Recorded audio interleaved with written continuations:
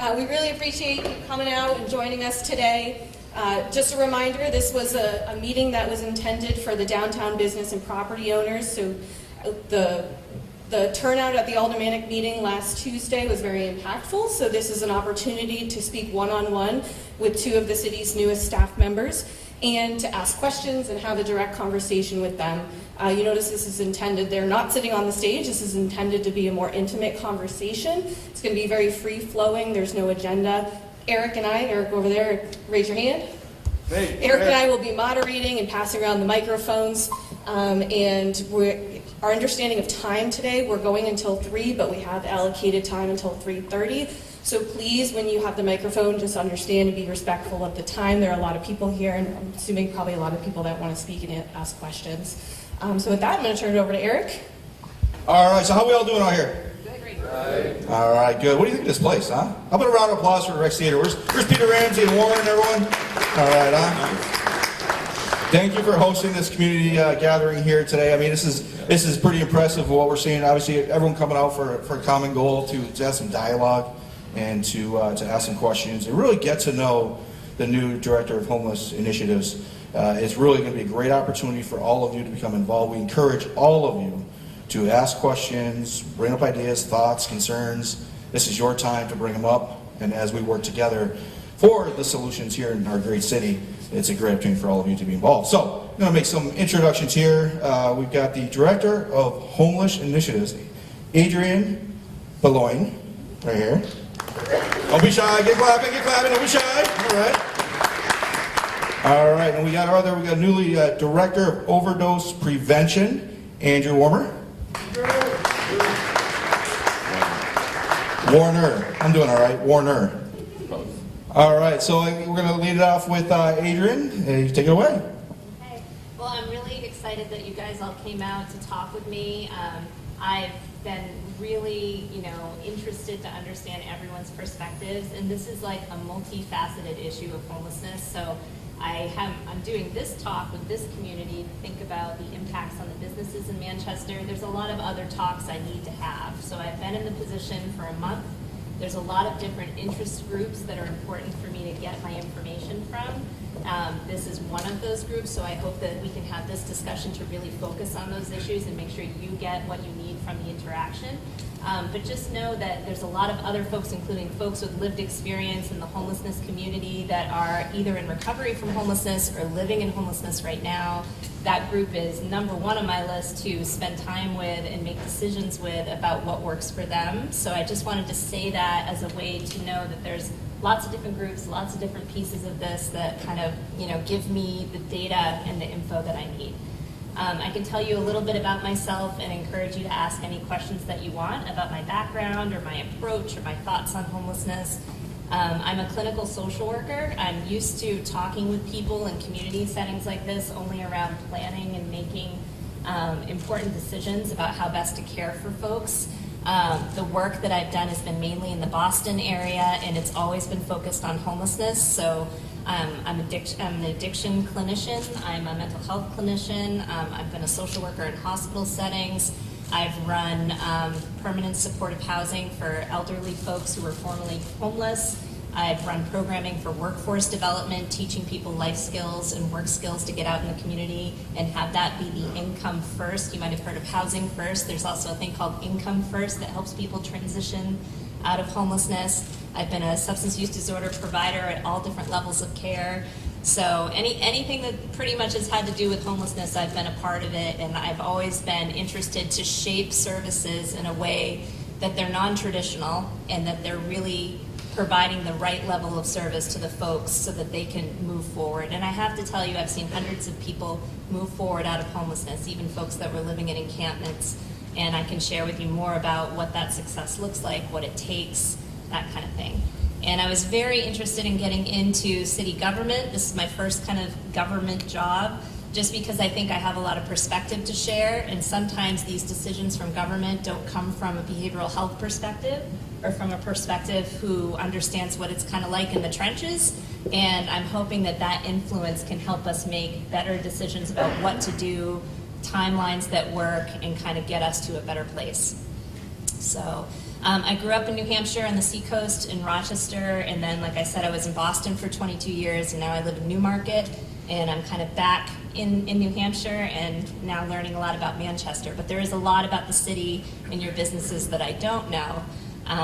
So I'm hoping that this can be a conversation where you guys can kind of get me to know what the issues are for you, help me understand what's going on, and answer questions. I'll let Andrew introduce himself. I'm Andrew Warner. I'm the new director of overdose prevention. I'm a person in long-term recovery, also in recovery from being unhoused. I spent a good amount of time unhoused, mostly in Boston, Massachusetts. I started working in the recovery community years ago in Cambridge, Massachusetts, doing needle exchange and outreach to folks that are unhoused and are still in active addiction. I'm in long-term recovery myself, and so that ties really well with what I'm doing now as far as trying to help implement strategies to keep people safe, keep people alive, and get them connected with services that can then hopefully get them to where they want to be as far as maybe getting housed, quitting their drug use and surviving that and getting back into a place that they want to be in society. I've been doing this professionally in Manchester for 4 years. I was working for the Doorway for quite a while under Grant Pathways, and then I was working for Better Life Partners as a community engagement person, doing trainings, doing a lot of street outreach. I mean, that's my passion, is being out in the streets talking to folks that are there and trying to help them feel heard and connected with services that they might want at some point. And when I saw this opportunity come up, I just had to go for it because, drugs kind of took over my life in Manchester years and years ago, and now working here, in the community has just been really phenomenal. And the idea that I could really just focus on Manchester and try to make a difference, I just had to jump at it. So I'm really glad to be here. So I really wanted to be free form. I only asked maybe people talk one at a time and just try to be as brief and respectful as possible so that we can do as much as we can in this room today. And it doesn't have to be the only time we talk. It's really just it's a high point for people to get some good communication and dialogue. So that's what we're here for. All right, so let's not be shy here. All right, we got first up, say your name, and there you go. Thank you. I'm Jim Norman. I'm a life resident of town, and I have a law firm just a little ways over. Some Saturday mornings when I show up, there's a pup tent in my parking lot. Other times there's somebody in a sleeping bag in a grocery cart underneath my gazebo. I'm not complaining, but what I'd like to know is this. I don't see anybody except one alderman is here. We just gave a notice of people to bug out on February 1st. Where are they going? Are we offering them a location? Gill Stadium? Big parking lot someplace? Where are we inviting them to go when they leave February 1st, which is in a very short time? Yeah. There's got a lot of yards in the neighborhood. Are they going to go there? Or does the city have a plan for that? Thank you. Yeah, it's actually not February 1st. It's the 17th of January. So the notice started today, and it's like a 7-day kind of notice. And that's what time that we're asking people to move along from the location because of it being a public safety issue of the space. We want to take a look at the sidewalk and kind of clear it up and figure out what we need to do next. Your question about where people are going to go, that's the number one question that keeps me up at night. It's the kind of thing we're rapidly trying to problem solve for. So you might realize that we have some cots that we've opened up in an overnight warming station at the Cashin Center. We opened this up on Friday. And we're doing that so that some folks who need a warm space to warm up have a place to go. We had quite a good turnout for folks coming in over the weekend. We don't think that's the solution. It doesn't even hold enough space for everybody who's in those tents, right? The next thing is that we're scouring for properties and locations that we could, outfit in an emergency shelter kind of way. One of the things I think about all the time is I know all too well that even emergency shelter, if we had all the beds in the world, it might not be enough to get the folks that you're seeing kind of with the pop-ups and the different things into a location. And Andrew and I can speak a lot to why that is. Like, we have a deep understanding of why that's difficult for folks to accept even an appropriate emergency shelter bed by any standard we could think of. And one of the things I hope to bring to Manchester is an appreciation of a different level of care that we're not currently offering folks, to help them accept something that they could move into and not just be scattered to another location or another doorway. So where are we gonna have a place for them to go, because a lot of people can't be indoors? Yeah. I have a great idea. Well, let me just give you as much of an update I can. So you guys have probably seen in press releases and things too that we have an emergency operations center that we're operating out of the fire station. I just came from there today. Andrew and I were there all morning. And we're a team that's focused on trying to put together anything we can. So we got the cash and center up over the weekend. Now we're trying to look at any available properties that we can move on tomorrow. Some of them are finished and we can do something right away. Some of them need some work or some changing up to make it appropriate. So the idea is that we then go from cots in a warming center to beds in an emergency shelter. We provide the comforts that we think are going to work for people. Some of those things look like having storage on site. Like, these folks have a lot of stuff, and it's a lot of stuff they don't want to part with, and we appreciate that. And we need to figure out a way to remove that barrier for them to go inside, how to make it most comfortable for them. It's a little tricky to kind of relax the rules to the point where you don't have any, because that would take a lot of round-the-clock staff in order to make that safe and comfortable for the neighborhood, for the folks inside. But there's ways to kind of play with it, or to, be innovative in what we could possibly do to try to make things comfortable for people. So I don't have an answer because we're working on it. Unfortunately, we're working on it, and it feels very hopeful that we'll have things going up in the next couple of weeks. About 5 more days, I think. Yeah. So if I may add, why don't we get rid of the drug dealers, move the homeless folks that got that way due to the pipeline of the drugs, and move them into their homes? That's a place to start rehab. Why can't we get rid of the drug dealers? I think we've been trying to do that for a long time. What kind of success are we having? Maybe something for the police department to speak to, or the drug enforcement agencies. It's out of our scope. I do have a question over here too that is related to this. Yeah. Hi, my name is Michael Thomas, and I'm a 25-year resident in Manchester. I'm also an ex-addict. I did 2 years in prison. While in prison, I came up with the idea to start a nonprofit that will build homes with the homeless. So the funny thing about this is a crisis always opens the door, right? The shelter encampment has now, after 20 years, the owner of the daycare, which I do feel for, Yeah. it's sad, she's selling her building. I mean, it's 2 floors. You could put cots, bunk beds, and for staff, instead of paying, no offense to the police officers, fire department, I love you guys, but people in recovery that have had clean time, that could do it for a lot less money than the government is paying them. We appreciate your services, but we need you guys to do your jobs. The people in recovery have been through it.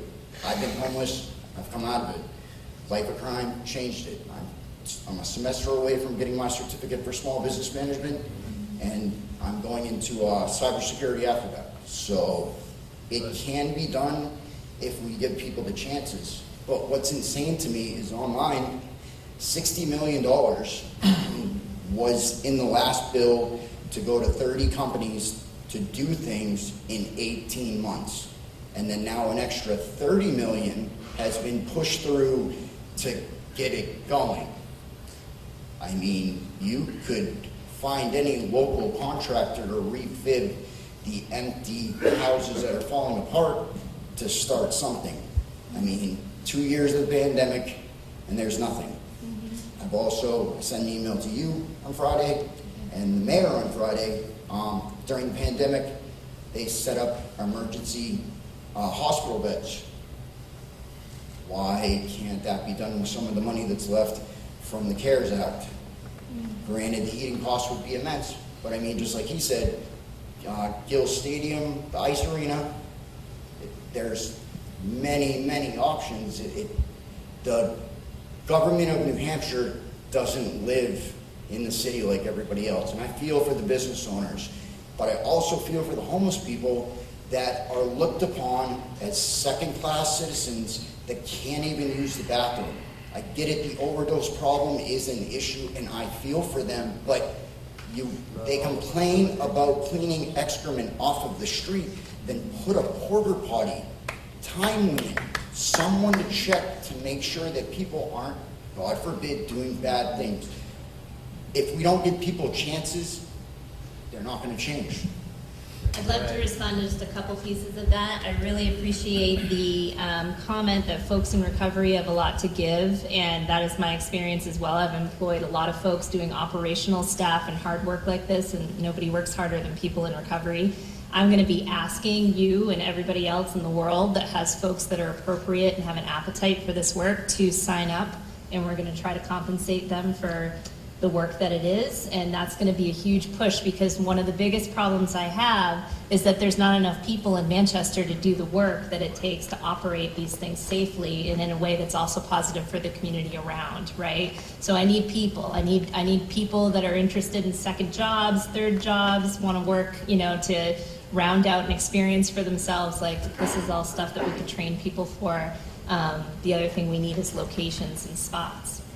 The thing about the bathrooms, I just want to throw that out there too. I'm very curious for people to let me know what they think about public bathrooms. And I certainly know that folks need a dignified place to go to the bathroom, and that's from a trauma-informed place of how you engage with folks in the community. And we all know this too. If you have to go to the bathroom or you have one of your basic needs that can't be met, there's nothing else in your mind that you're going to engage with. That's it. And this is true for folks as well. If that's not a situation that they can manage in a dignified way, they're not open to talking about the future or tomorrow or what they're going to be able to do to pull themselves up. So, I don't know who's got the mic, but okay. Hi, Ed Sapienza, Ward 8 Alderman. I'm also here on the clock with my daytime employer, Brady Sullivan Properties. And being that this is a meeting primarily of downtown businesses, could you please just briefly go ahead and explain the different ways that the city handles reports of homelessness? Mainly that if we're talking about private property, that's handled differently than, say, state or city. That gets city property, that gets more complex. We're all familiar with that and all the legalities surrounding that. But we have a lot of private property owners here. And could you just go ahead and explain how those reports are handled? Thank you. I'll do my best, because I'm still learning kind of how things work as well at the city, but my understanding is that private property is treated more as a trespass request. So if somebody reports trespassing on their private property, that the city responds to that. We also have lots of ways that information comes to us around complaints or concerns or encampments or anything like that. So we have the C-Click Fix app that people report on. More specific details in that C-Click Fix is even better for us, because then we can actually follow up. A lot of times we write back to someone to say, you know, what street was it? Can you tell us exactly where? And then we don't get that information back and we get kind of lost. And then there's other ways people can contact me through the website, directly to my email, that kind of thing. So that's the information that we get in, and when it's private property, people can request trespassing response to that. Okay, great. And the number for the police would be 603-668-8711, which would be non-emergency, but would put you into the police. Okay, right, Chief? Is that correct? Okay. Yeah, I'm not solving all you. No, right. Yeah. Do you guys want me to pick who talks to her? It's confusing. Yeah, if anyone has a question, please raise your hand up high so we can see them. Okay. Okay. Sorry. So my name is Mary Kate. I work at the Sea Science Center in Manchester, and I was wondering what happens when you use the C-Click Fix app. Like, what is the response that happens? So, like, recently we were right in front of the railroad tracks, and there was someone who's been camping out on the railroad tracks, and we're primarily concerned with the fact that a train goes by, and we don't want anyone to get hurt. Right. So I was wondering, like, when we request assistance for that, what kind of response is there? What can we what's going to happen to that person? Yeah. So in the homelessness related concerns, it's tracked right to basically I get a copy of it myself, my email, and then there's another email that used to be set up by the previous homelessness director. It's called Hope, so you guys might have heard that before. But anyways, those two things are manned by folks, one by me and another person at the fire station. And we basically have a weekly group that works around any of the concerns because we want to make sure fire hazards, people are safe, people are getting outreach. And so they will go out to the location. So in this situation with the train, if we knew the location that you saw the person, a crew would go out there and they would check it out and kind of see if there's safety concerns, if there's anything that can be done, if the person can be linked to a resource. Sometimes people aren't there when we go to the location, so it's a little bit lost to the night, but. Who is the crew that goes out? There's a fire crew, we call it Squad 1, that goes out to different things. So police and fire is basically a combination of who's going out and doing this kind of outreach and also kind of safety and protection work. And we round on it to say, how did it happen? What are the, how can we kind of mount up the different concerns and think about, that would be a job for me, right? Like if there's a lot of folks in a particular situation, what group would I need to get together to problem solve on some better service or way of managing, that kind of thing. And then we like to try to respond back through the app so that you guys kind of know what's happening on our end. Thank you. Okay, hi. Hi. Jake King. I own a leadership center on Elm Street, right next to the Firestone, which we had a really large encampment there for a while. I used to run the Manchester Homeless Day Center. I used to run the Concord Cold Weather Emergency Shelter. So I have a lot to say on this subject. I'll get to my question at the end, but I have a quick story. When we opened the Homeless Day Center, it was because the business community said there are too many homeless people all over the street, in the businesses, in the doorways. We need a place for them to go during the day. We opened the homeless center. We had 180 homeless guests a day. They were off the streets. Things were going fairly well. And then the business community said, we don't want all these homeless people in our city. They didn't care that they weren't on the streets. They cared that they were in the city, even in a center. And so the same community that wanted the Homeless Day Center open said the Homeless Day Center was the reason there were homeless in the city, and they petitioned to have it shut down, and it went away. The only reason I bring that up is because the homeless folks, they're not all innocent. We know that they're doing things they shouldn't be doing, but if you want to see this problem find a solution, the first response can't be, I think what these folks are doing is wrong, and questioning it. They're in the trenches. I'm really glad you guys are here, by the way. They do this stuff for a living, and when your first response is, I don't think that's right, and you fight against it, it makes things harder for the police, it makes things harder for them, it makes things harder for the homeless, it makes things harder for people like me. My business, it gets broken into a couple times a week. These folks have responded there because it gets broken into, and it is the homeless population that's doing it. But when people are desperate and they have nothing, they're going to do things to survive, right? So we need to find a solidified solution where we're all working together and we're not all doing this, but that person's wrong, but that agency is wrong, but those people are wrong. That doesn't solve anything. And you can just listen to the tone when people say what they're saying. They think everybody else is wrong and they have the solution. That's not going to get us anywhere. So my question is, can we do something like this more often where it's not just the businesses, but it's volunteers or people who do want to become part of the advocacy, part of the outreach, where we train them so they're all getting training from the same base. They're not getting taught 14,000 different ways to advocate. Can we do something like that more often, I guess? I would love it. I think that sounds amazing, and I think what I've learned about Manchester so far, it's pretty unique in that way. I get a lot of phone calls with people complaining, but almost every single one of them has ended the voicemail with, and I really want to help, and I think you guys are doing a great job. I mean, I've never worked in a community like it, so I think that's unique to Manchester, and that might be our unique way out of this as well. I mean, there's other things we need to do too, but this is a key thing we could leverage.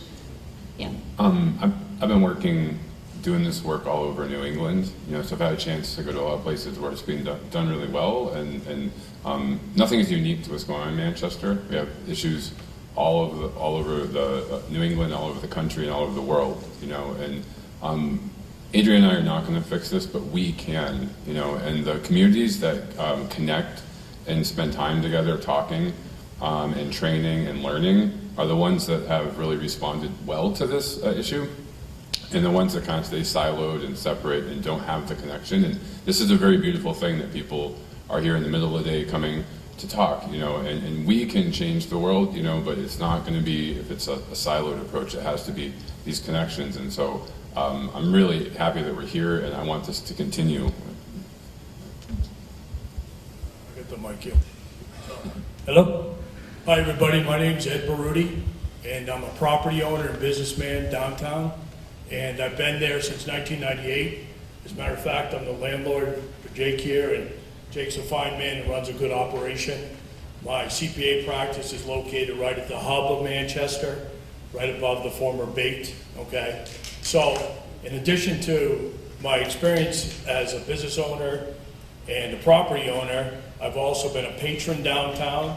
I was a bouncer, so I've seen this place from dusk to dawn. I've seen its bright spots and I've seen its dark spots. But one thing's for sure is that, you know, people come into my office and the first thing they do, okay, is they complain about the homeless. They complain for about 20 minutes. So finally I said, you know, in that 20 minutes that you were complaining, you might have been able to do something about it. I was tired of hearing about it, okay? They thought in a weird way, I own the zoo gym downtown too, that why don't I just go down there and move them, okay? Well, because I'm more of a human being than a thug, okay? I could have easily moved them, okay? But to speak to one instance before I get to my point is that, you know, Officer Martin does a great job down there. I see her all the time. But you remember David that was out there in the block. Well, David was a real problem. He'd sit there, trade little things, sell things, a nuisance, right? I seem to have more tolerance than others. It really didn't bother me. I know that's not favorable for the people here, but it's what it is. I'm not a judgmental guy. I'm imperfect in a million ways, and I can't look at them and feel any better than them, okay? So what happens is that one day I found out he's dead, okay? So come to find out, this gentleman died, and all of a sudden there's like these makeshift memorials and everything else, and people were talking about it. You know what? All of a sudden he became a human being. But before, he was treated less than, you know, dirt. Okay?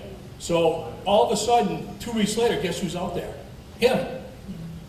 Okay? He didn't die, he just had a really bad infection, right? Something happened. You know, believe me, I get frustrated. I've offered, you know, multiple times to give them money, okay, to buy food for him. I bought one gentleman, you know, he asked me to go buy like a White Claw, so I didn't know what it was. So I went inside and I said, is that alcohol? And the lady said, yeah, it is. I said, okay. So I bought him a milk and some fruit and everything else. I handed it to him, and he said, well, that's not what I asked for. You can imagine, I had everything I could to just, you know, wring his throat, right? But I said, you know what? I know a guy down the road that'll take it, so I gave it to Dave, okay? So the point of this is that I think we need to work on tolerance and work on the fact that these people are going to be part of our lives. That's just the way it is, okay? I think a lot of people think that there's a solution where we're going to get rid of drugs and get rid of these people. I'm sure the police department can speak to the fact that I don't think the drugs are going away anytime in the near future, okay?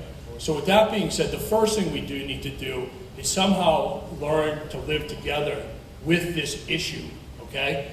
And I say that because from my understanding, there's two categories of homeless people. There's the sheltered and unsheltered. The unsheltered, I suspect, suffer from tremendous mental illness. So what can you do with them? All I can think of is when I was a bouncer, when somebody was drunk, you couldn't negotiate with them. You had to physically move them out of the building. Yeah. That's it. All these people aren't going to go to a beachfront property that you give them. They're going to stay with their face on the pavement. So until the laws change where you can actually arrest them and move them on, there's very little we can do. We can build them, but they may not go, okay? So I think that the best thing we can do is that we can start to develop some tolerance for this and stop complaining about it, and especially stop thinking one day it's going to go away, because I don't think it is. And so my question to you, and also, by the way, I do have to mention, I am the co-chairman of the Center Business Service District Advisory Council. We are the successor in interest to in-town Manchester. So guess what? Our job is to beautify Manchester. Some of my committee members went around and questioned all the businesses, and the number one thing on the list is how we're going to get rid of the needles and the homeless. But that's not our job, you know? So my question to you is, have you in the past found a way to sensitize the public and business owners to these people's issue and develop tolerance? Because I think without tolerance, you're not going to have a solution. I think people need to see things for themselves in order to get on board. And, you know, we become our behaviors, don't we? When we have behaviors, we kind of become that.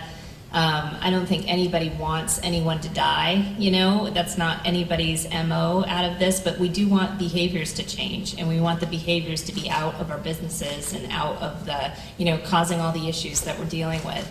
All I can say to that is there is a way for behaviors to change for folks. It takes clinical approaches and outreach that has a place to work. I mean, we're doing a lot of outreach to the community in the encampment, for example, and it's not quite working. And it's not because the outreach workers are doing a bad job. I've looked into it. They're doing a fantastic job. They're using all the right approaches. They're going there at the right times. It's the right type of providers. It's not working. It's not working because folks don't have a place to go to the bathroom. They're not comfortable enough to talk. There's not a place where they can talk privately, where they kind of don't have their business expelled in front of everybody else. There's all kinds of little things like that, and I know that if we provide that level of service, many of these folks will become productive members of our city, you know? And I think that those are some of the ways that tolerance and moving people forward, and if people see that, I mean, there might be people that come to work for you one day, and they were the people that were outside, you know, of your place. And, you know, there might be a way that you can change that. In other cities, they have sharps containers that people can access to put needles, and it's been proven that that's a lot more effective than not having anything. So I think that's one direct thing we can do right now is get, you know, bolted down sharps containers that people can put needles. I've been giving out hundreds of sharp containers over the last couple of weeks to make sure people have, you know, appropriate places to keep their dirty syringes. But without a place to put things, then obviously they're going to end up in places that we don't want them. I can tell you a little more about that too, like the little containers that are great, you know, that someone might have at home if they're a diabetic or something. Those get stolen sometimes. It's like, you know, you can't really carry it around with you. If you have something that's more like a solid, almost like a library book drop-off kind of thing, where it's a sharps container. I've seen them. They're pretty handsome. They have them in Dover. I think they have them in Rochester now too. Those are places where anyone on the street who finds a needle has a safe place to dispose of it. And the act of disposing a needle is a harm reduction and a positive activity. The same way, like, don't you feel good when you recycle? You know, you're like, oh, I'm doing a good job, right? You put something in a recycle bin. It's the same thing when you do that in a needle box. And, you know, the needle exchange folks have a hard time doing their work too, because we don't really have a spot for them to do it that's sanctioned and appropriate. So when they see people and they exchange needles with them, they get a lot of needles back too. When they give them fresh needles, they kind of have to do it and tell them to move along. Well, that's not the purpose of needle exchange. I mean, needle exchange is counseling, talking to them about your own experience, how you got away from drugs, exposing them to health, you know, issues that they didn't understand, and helping them actually grow motivation to get into recovery. So that's not happening. So that's another area that we look at. Thank you. So my name is Jerry Dupont, and I am the owner of Red Oak Apartment Homes, my husband and I. And we've been business owners here in the city of Manchester for almost 40 years. Business owners, whether you're small or large, we work hard, 24/7, 365 days a year. My husband and I have been doing it for 38 years. And the hard work of it is sometimes, you know, many of the things that many of us have heard at the aldermanic meeting the other day and here at this meeting. And those are, you know, the answers that we're asking for are short-term answers. And, you know, we're experts in all of our businesses. If I need a tire changed, I'm going to a guy who knows how to change a tire. If you need help with putting a boiler in, I've got a maintenance team that can do it in the dark. You are the experts at this problem. Our city officials who we elected, who we said, yes, we trust you, we want you to help us, we want you to take care of this problem.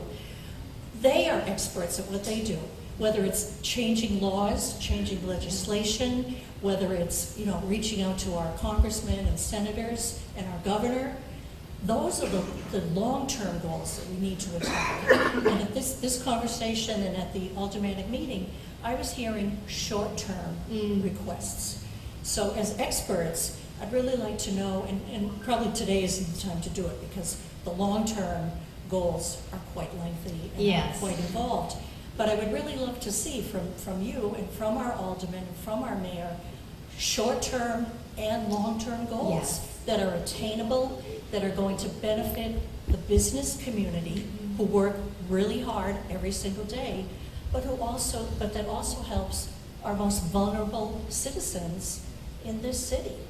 And they're not just in this city. And maybe that's part of the problem. Maybe there are people here who shouldn't be here. Maybe they belong in another city. And maybe that's something that's part of the solution too. So that's I my couldn't 2 agree cents. with you more. I think long-term and short-term goals, the short-term goals get a lot of attention, right? Because there's a lot of pressure and people are feeling pretty exhausted and we're responding to different things. I think that that's a mistake we could make as a city if we get too caught up in that, where we're just kind of addressing things in the moment or trying to push things along to make people feel okay. To some degree, we need it because we need a little breather, right? Or we need some relief to certain things so people can get on board. But I've been doing this work for 22 years. This is a problem that I think we will always be living with to some degree. I think Manchester can improve a bazillion% on how we're taking care of this and move this into an area that people feel comfortable with. And having those long-term goals is a big part of that. It's not an easy solution. I don't have a list to rattle off to you right now. It's too important. I don't want to kind of quickly tell you how it's going to work, but I do promise that when we get those goals shaped up and we start to put them in place, that communication back to everyone so that you know exactly what you're working with and how you can help us tweak our plans, that's going to be really important. Hey, good afternoon. Actually, my name is Pastor Ron. I pastor a church here in town, the Ark Church. I'm also a person in long-term recovery, 24 years without a drink or a drug to get through the day, so it's doable. One of the best decisions that were made and the best news that I've gotten as far as this issue was hiring Andrew. I've been working with Andrew actually for the last 2 years. So I'm a recovery coach also. I'm a CRSW, which is the credentialing in Concord, the first level of credentialing, and so now in coupling both the faith-based and the evidence-based, I train recovery coaches to get their credential. And so a good part of that training, number one of the missions that I'm kind of on is because it's been really difficult to bring the faith-based and the evidence-based to the table, and it needs to be. Neither one of us have all the answers. And so one of the main concerns and the biggest, what keeps me up at night is reducing the stigma. And the church is probably the sector of the city that probably needs the most help in reducing stigma with our unhoused and people struggling with substance use disorder. And it's got to change because they are human beings. And I really appreciated several of you guys because they're human beings and it's a crisis. And I just want to address, if I may just get maybe one swing in here. When it comes to the porta potty situations, guys, I'm just going to throw it out there. We're talking Maslow's hierarchy. We're talking on the same level as air, water, and food. First level of Maslow's hierarchy is a person needs a safe place to go to the restroom. We can't wait until, they need porta potties there not tomorrow, not next week, not next month, by 4 o'clock this afternoon. There needs to be porta potties. There really does, guys. I mean, this is it's just a human being concern. They need a safe place to go to the restroom. My last thing, it's not really a question, but I guess it's actually a solicitation, that I think we have unhoused people here. And so, I could be wrong. One of the things that we teach in our curriculum is that we treat a person a certain way. We call it a spectrum of attitudes. We don't treat people like objects. We treat them as a resource. We don't tell people what to do. We ask them what they're willing to do. So instead of, we can spend until the cows come home because the issue's not going down. Overdose deaths are up 40% on average between Nashua and Manchester very recently. And so I'd like to hear from them, have them tell us what they need and want and what they're willing to do, instead of the think tankers, us telling them what they gotta do and what we think we know what's best, because that's a really dangerous place. We don't know what's best, they do. And I just open that up. And I think there's a gentleman over there that might start it off. That's great. My name's Robert Keene, and I'm actually an unhoused person out here in Manchester. Done a lot of prison time. I'm actually an active user now. I go to the needle exchange. I pick up needles on the street when I see them. I put them in my backpack. I bring them to the needle exchange. I turn them in. I don't know, as far as nobody like moving and like wanting to stay on the streets. As part of the homeless community, this is my 6th year homeless, and that's by choice because I am an active user. And I've been in houses before with people. I had a fiance, I got kids, and because I could not control my using, I am no longer with them. I have a lot of mental health issues. A lot of issues that happened when I was a kid growing up, a lot of anxiety.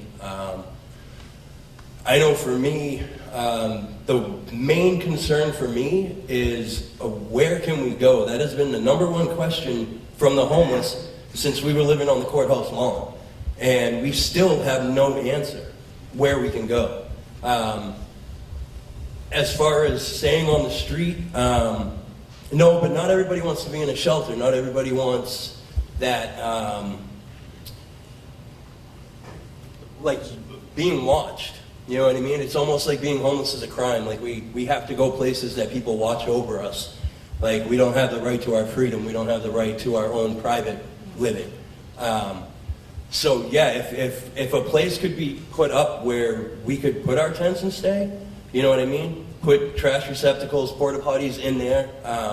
And yeah, I get it. The police would have to come through every now and then, like they do on the regular streets. It has to happen. But for people to have to like sit in a building with us and watch over us, I think that's half the reason that nobody wants to be in a shelter. That's why they live out in their tents like they do. No matter how cold it gets, that's our freedom. That's us being private. That's us having our own stuff and being able to live how everyone else lives. And the other concern is I know a lot of people break into places, steal from Hannaford's, Walmart, Rite Aid, whatever. A lot of that has to do with where does our food come from, you know? And I get it. Everybody could get a job. I understand that. There's a lot of resources out there. There's the, oh my God, complete labor. There's a new one on Union Street. So I get that. But then there's a lot of people that can't work, you know? But the #1 concern for us homeless is where can we go? You know what I mean? Where we're not going to look down, we're not going to be looked down upon, we're not going to be a spectacle. Like there's people that go by the shelter and take pictures of us. Like, I feel like a fish in a fish tank. You know what I mean? Like it's a problem. It's a serious problem. Like we get looked down upon because we choose to not live in a house. We choose to live the way we want to live, and if that means to live in a tent and on the sidewalk, then that's what we're going to do. And if the cops have to keep arresting us, then that's what they have to do. But we're going to do what we have to do to keep our private life to ourselves and not be in a shelter. Like there's bed bugs in the shelter here on Manchester Street. You know what I mean? People getting bitten up and all that. Why do people want to go in there? It's dirty. You know what I mean? The new place, the warming station you guys have on the west side. I know you just opened it. There's no food. There's no shower. There's no, like that's another concern for us is where do we go to clean? Yeah. You know, and the bathroom thing is definitely #1. You know, for safety for everybody, the people at their businesses, us who have to use the bathroom. You know what I mean? And even that, like, we'll go to Market Basket, and the people will stand at the door and wait for us to leave. Yeah. 'cause You know what that's I the mean? only And watch us, like, not watch us because there's obviously a door and a wall, but stand there and wait till we leave and then follow us out the store. Like, they're not better than we are. We're still human. You know what I mean? We just choose to live a different way, to live our own standards, just like everybody else does. You guys have the right to live the way you want. We have the right to live the way we want. Well, all we want is a place. Thank you. All right, we have a couple more minutes we're gonna go, so we'll get through a couple more questions. We'll see you over there. We'll go here first, we'll go over there, and it's about another 5 more minutes, and we'll get over there as well. Yeah, he was nice. How you doing? My name's Dennis Higgins. I don't know if anyone's seen me, but Hey, Dennis. I'm also in the house. I just want to rebuttal a couple of things my friend was saying. If you choose to go and live somewhere, I mean, there's no free land. No one's just going to say, here, take this, so you can stay there. There's, you know, you have to be somewhere where you're paying rent, because everybody else is paying taxes and rent. Right. So that's really not a choice. You can't just say, oh, I'm going to put a tent here. Or just pick a piece of property and say, I'm going to put my tent here. It doesn't work. You know, there's people that own this property that, you know, if you're allowed to be there, that's different. But if you're not allowed to be there, that's why they're on the sidewalk. The sidewalk where they are now, that's safe. That's what people don't realize. Why are they there? It's because the police that drive by every few minutes makes it safe. No one's getting robbed, no one's getting beat up, no one's getting told what to do, right? If you have a problem, you just flag down a police car and there it is, it's over. I listened to everything, and porta potties I've been only saying from day one, when I went to my first Alderman's meeting, and it was like it was ignored. You put up 50 to 100 people in a spot and you don't supply any other services, what do you expect is gonna happen? Yeah.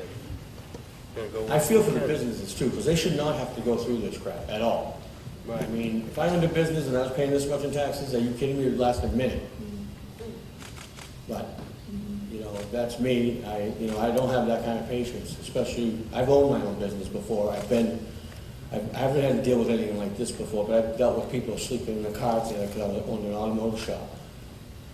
And I can't have that, you know, those are customers' cars, you gotta go. It's no one solution. You are correct. It's gonna take everybody. I heard a gentleman talking about it earlier. It's a lot of things that have to happen.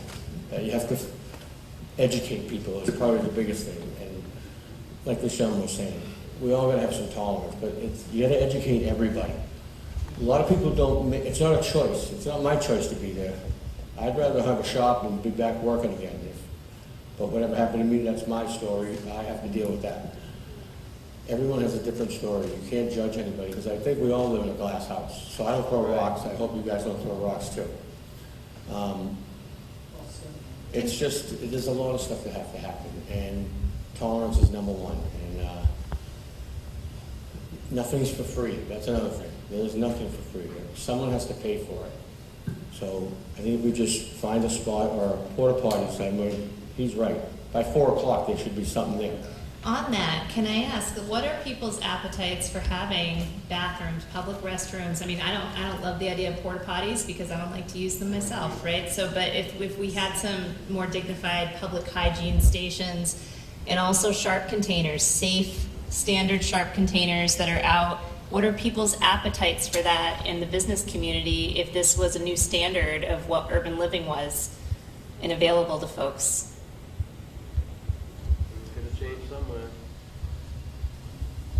My name is John Cronin. I've lived in the city for about 40 years.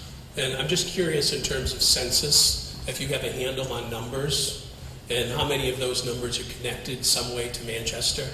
I've heard reports that as little as 20 to 25% of our homeless population have roots in Manchester. And I've always been curious as to why someone would come to cold Manchester to live outside from other places. I've heard reports that it's because of the hospitals. I don't agree with that. I don't think people are riding their bikes from North Carolina and Lawrence to our emergency rooms and being released to the streets. What used to be the Queen City is now kind of congregate care city. In the last 5 years, we have so many halfway houses. Many of them are needed. Goodwin Funeral Home just got approved for 30 beds, multiple people, I think, in each room. And those are people that already failed programs. So that's going to contribute, and it's going to get worse. I think the alderman could take a look at that ordinance and not to harm people, but just to tighten it up. I'd also like to know where funding is coming from. I've looked at a lot of these spending bills, trillions of dollars in the last year. Other countries for crazy types of research. I don't know if the federal government gives you the money that you need, or the state government, but clearly it takes money to solve the problem. I think Saturday, I went to Quincy, Mass, where I grew up 10 years ago. Very similar to Manchester, population, neighborhoods, homeless, panhandling. You should go look at it now. Beautiful. Talk to the mayor there. He's willing to help and introduce people in the departments to see what they're doing. Streets are spotless. The buildings are beautiful. No panhandling, no encampments.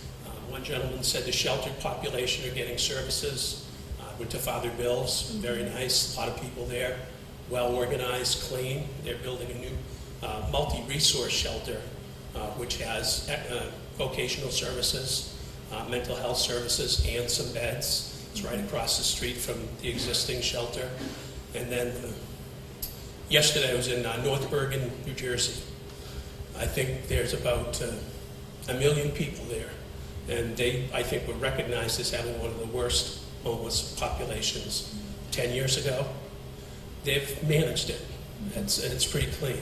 So you may want to take a look at those places, but I'd be curious to know what funding you have, what funding you need, where it's coming from, and what our population numbers look like. I know when you go downtown and you see the tents, it looks like a lot of people in an unmanageable situation, but I'm hopeful, and I'm thinking that the numbers may be less than what the perception is to the community.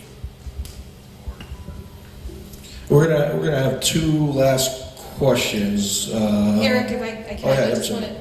Adrian had asked a question of the group and focusing. We've been hearing a lot about public restrooms, and she asked what's the taste of the business owners and the property owners for that. And I think it would be helpful if these folks could get a little bit of input on that. And is that something that the business community is supportive of and willing to participate in and support? Sharp boxes. In sharp boxes. Hi, my name is Pastor Mark Cho. I'm from 351 Chestnut. We now occupy the police station, and my son's an officer as well. We've been there now for a year, and we're dealing with homeless at Ground Zero. We've been part of the Homeless Initiative program with Mrs. Shauna Green. We've been trying to work with the city to come up with a solution. My father's Bishop Stanley Choate. He was a pastor that was shot in the middle of a church. I want you to know that when you're dealing with homeless, there's different type of homelessness. We have mental illness. We have those that are maybe they can't afford because of housing. They're not paying well. And then we have those that are addicted in drugs. One of the things is that in order to come up with a plan, the Bible says, it says to write a vision and make it plain so they that read may. We have a church in Bellow, New England Pentecostal Ministries. I'm New England Pentecostal House of Praise. And the thing is that one thing I do is I'm not ministry about politics, so we're not about that. We're about helping, like this gentleman said. But the thing is too, is you can't just go along with a lifestyle. There's got to be a choice to change. Now, the reason why I'm saying this is because we want to do help. We want to help the community. We want to help those that are less fortunate. But you can't do it if you enable a lifestyle. And so the thing is, a city, the only way we're going to help people reach real change is we got to change a life. Now, the thing is that we have to provide something. No one's dropping a dime. I was with Shauna Green for over a year in meetings all year. She was even looking to use that facility where we're in now, next to the fire station. So the thing is, I want to say this. We've been there now. We left from 1850. Our church has grown about almost a couple hundred almost in membership. We have almost close to 800 in Pelham. African American, all races go to our church. But the thing is that we were able to make change because we showed up and we actually hit the street. So I told Shauna, I said, listen, we'll be willing to go along with the porta potty plan. But she said, the problem is, no one wants to drop a dime. Now, if your businesses want to be taken care of, you have to have someone that's not afraid of the streets. And that's one of the things is that our location, they got to help, they got to stop me from wrestling with half of them jokers out there. The reason why I say jokers is because some jump in your face, some have mental illness, and some want to roll up on you. So the thing is what we have to understand, all your businesses aren't safe. Someone's going to come in and take you. And that's why I'm trying to let everyone know that the porta potty plan could work. Like I told Shauna then, I said, you know, our church, if you put us on a plan so that you have a budget, we can have people check them porta potties and sign up and make sure they're taken care of, because everyone has to do something. We got to make action. If we do something, it will work. But if we continue to say, do nothing, or just say so and show the dollars don't make a change. So we have to put our boots to the ground. So I will end with this saying this is that being at 351 Chestnut Street, every Saturday we're out there and we're picking up needles. And right next door to us is a fire station. I know that's where they're getting them from, but I'm still picking up 20 to 30 needles. I don't get a budget. And I work for BAE and I work for Raytheon, so I worked in all kind of classified environments, and I'm still in ministry too, so I'm all over the place. But I will tell you this, is that change is coming. It can happen, but the thing is we can't be afraid of them, and they have to understand that you have to choose to change as well. And in faith-based organizations, when you give to somebody on the street, you're enabling a lifestyle. We got to, you know, I always tell people, you come to our church, you can come as you are, but you're going to leave changed. And what I mean by change is, I don't have time to go along with your plan. Do you want to change your life? Do you want to get up and have an opportunity? We taking people from the street and put them in a hotel for 2 weeks, and then we also pay someone's rent. But I sat them down and I said, you can't continue the way you're going because we're going to get you a job. So we cleaned them up, shaved them up, made change happen. So faith-based ministries, we got to get out of politics and do the real work. And then for the city, you got to actually go where the volunteers are at. And that's all I'm going to say. I'm sorry, everyone. Thank you. Thanks again. Bless you. Hello, my name is Patrick Garrity. I'm a lifelong resident of the city, and I am currently the financial officer of the Winona Social Club, which is located at 168 Manchester Street, corner of Manchester and Pine. You asked about how the business community would feel about placing the porta potties. I do have compassion with the whole homeless issue. I get it, I'm born and raised here, like I said, I've seen the process. I think the issue is the city should follow through with the vacate order. And this is why I'm going to explain that is, I think the encampment is just too congested in an area of the city that's just too congested. And for businesses that are directly involved with it, we are literally losing business. People, and I'm not saying everybody is at fault out there, everybody, but it only takes a few. So whether we like it or not, people are scared to go into our building, period. They're scared to leave. Our employees feel threatened just because everybody's piled on the sidewalk and then piled into the street. You literally can't drive down the street after 6 o'clock at night, or even during the day sometimes. It's really crazy. It's a safety issue. So I applaud the city for implementing the vacate order. I think we should follow through with that. I have compassion for the porta potties, but to put porta potties here right now when you're using a vacate order, I just don't think it's the answer. I think we need to find a place that is more spread out and not congested as the corner of Manchester and Pine Street.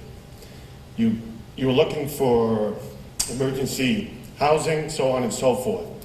I think there's one area, and I don't know if the city has tried to follow up on it, and that is Hillsborough County. The delegation itself. Manchester has, I believe it's 25 or 27 state representatives who are representatives for the state of New Hampshire and represent Manchester. So they're the delegation for the city. They need to get to the delegation for Hillsborough County state reps, because Manchester is in Hillsborough County, They have lots of money standing still. They received lots of funds due to COVID, millions and millions, tens of millions of dollars. That this is an emergency, and this is Hillsborough County.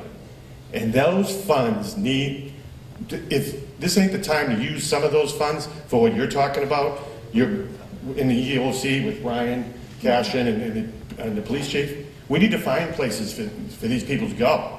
And those funds will allocate the staffing, the funding, I believe, and I know Alderman Burkish is former state rep, Peter Ramsey, a former state rep, Pat Long, I believe, is on the executive committee. I served on the executive committee when I was a state representative. We need to get to the county, go to a delegation meeting and say, this is a crisis. This is a crisis. We need funding immediately so that we can house some of these people in an emergency basis. So I think that really needs to happen. But again, I have compassion for all the homeless people, but the businesses directly involved are suffering. They are suffering. And we've been in business at that location since 1987. We're not going to be in business much longer. And there's not a big line for profit. You know, we're a non-profit organization too, so, and that's not the only one. There's a Ukrainian club down the street. We've talked about the daycare already. You know, Sally Zeiler, dance studio, had that for years. And I knew her personally, and she's passed now, but she would not be happy with what's going on in that area. So I think the city really needs to follow through on the vacate order. I think that's very important. Thank you for all you're trying to do, and thank you for everybody being here. But that's my perspective from the business community directly involved with 199 Manchester Street. Thank you. We do have another question over here, and I think this will probably be our last question, and allow Adrian and Andrew time to recap and give some closing remarks. Hi, name's Matt. I'm born and raised here. Spent 15 years down in Boston, came back a few years ago. And I gotta say, I was ashamed of what this place turned into while I was gone. People are tossed aside like they're less than garbage. More people in this room and everywhere need to realize, business owners included, millionaires included, you're closer to being on the street, a lot of you, than you are to getting another million or getting your first million. There's so many problems. A couple of the major ones to me: erosion of the commons. People aren't allowed to exist. You know, check into the shelter, don't make it in on time, aren't comfortable going to the cash-in center for whatever reason. Something about that building, that side of town, somebody else staying there could be a trigger for somebody. We need more options. Right now we have one permanent emergency shelter, really, that's low barrier. We need a wet shelter, we need a dry shelter, we need a women's shelter. I see your jobs as identifying barriers to access and working to eliminate them. We all have a job too. That job is to support them in finding ways to eliminate barriers to access. There cannot be any more of this not in my backyard nonsense. Everybody has a place here, even the ones that showed up yesterday. If you don't welcome them, I will. Owners of Red Oak, I don't even know what to say. Don't single us out. That's what you can say. You identified yourselves, I'm sorry. We have a housing crisis. There are not enough low-income beds. People are talking about piles of money from the county. Capped funding for housing just dried up as far as I know. There are people that have been on wait lists for years. Some of them just got kicked off. People are knocking on the door telling them they can't even get on a list. People have Section 8, there's landlords not accepting Section 8. It's a guaranteed check. I'm sick of the discrimination. I'm sick of the barriers to access. I'm just sick. Amen. Amen. And with that, I'll Because you singled out Red Oak, I'd just like to make a response. You know, Red Oak has been providing a variety of housing, workforce housing, low-income housing, and all the way to the other end for over 38 years here. And we are very much in tune to helping the most vulnerable people. We accept Section 8, we accept housing vouchers. We are working hard to help all of those individuals. So I would like to just make that be part of the record. And Adrian and Andrew, I'll let you make the call if you want to keep answering questions. I know there's a time constraint with you, so. I want to say some things that I didn't let you talk as much as I want to. Well, thank you all for coming. First of all, I think this is the beginning of us getting to some solutions and talking about solutions. We know a lot of the problems. I think we need to look to other places that have kind of done better at coming up with solutions that work. You know, a lot of the things seem like real easy fixes, but we need everybody to be on the same page. You know, we need to work with treatment centers. We need to work with the community. We need to work with business owners, faith-based organizations, the police, the fire. You know, and that's the beginning of what's going to fix these issues. We're dealing with, you know, this decay that's happened over 100 years. You know, and now here we are, and we're not alone, because you can go look at Lowell, Massachusetts. You can look at Portland, Maine. You can look at Boston. You can look at all these other places that have dealt with the same issues. And so I think that's an exciting thing. I've been working, you know, for 4 years doing outreach in Manchester and also going to these other cities. And I think this is a real turning point in what's going on in Manchester, where people are realizing, listen, we can't keep doing the same thing. We need to start implementing some other things and look to places that have done that, you know, appropriately and where it's worked. And I think the communication and realizing that we're all in this together, as much as it's easy to single out certain folks and point the finger, we're all in this together. You know, everybody is someone's son, daughter, you know, nephew, niece. And I think if we start looking at things from that informed, you know, place, I think things are going to get better. And I'm really excited about the future of Manchester. So, thank you.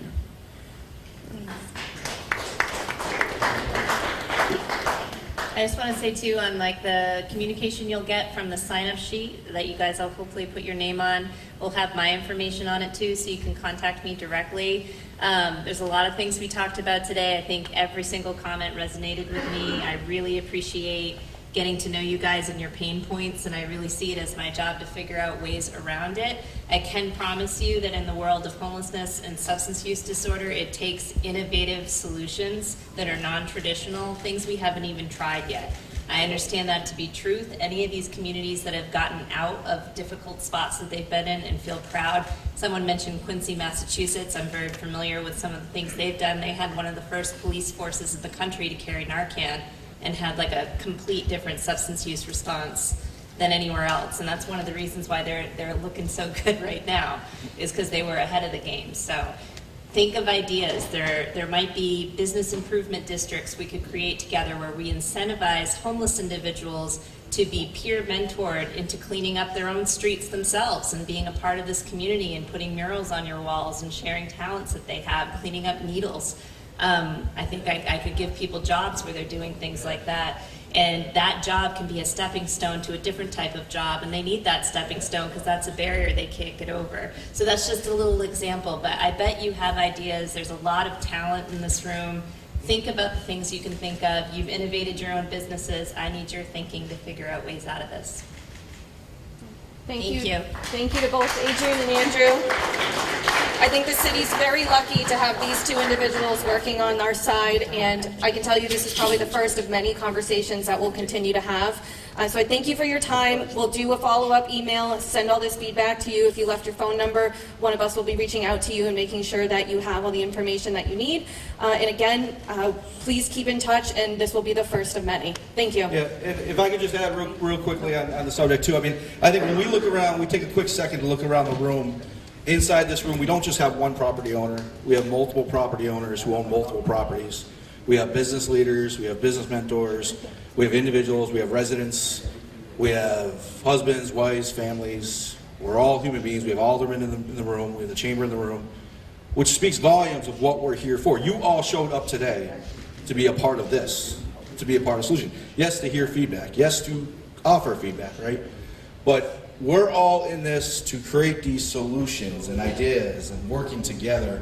And we can continue to shout from rooftops of some of the issues that are at hand, but working together creates light work. And there's a lot that we can be proud of in this city. And I think each and every one of you can believe in that.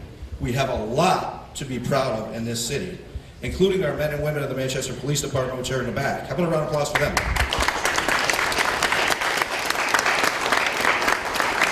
Chief Cashin, who had to leave, he's got some other things happening, but again, the men and women of the fire department. Have a round of applause for them. This city has such a great future within the next 3 years, with a lot of properties coming online, affordable housing coming down the road, right? And we have a wonderful homeless initiative director who has a ton of experience in a major market that handles situations like ours, but even worse, right? We have a new director of overdose prevention, Anthony Warner. Nailed it. Damn! So close. But we have a wonderful opportunity in front of us as we continue to work together. And that's how it's done, by working together and going for this. Now, there's a lot of frustration.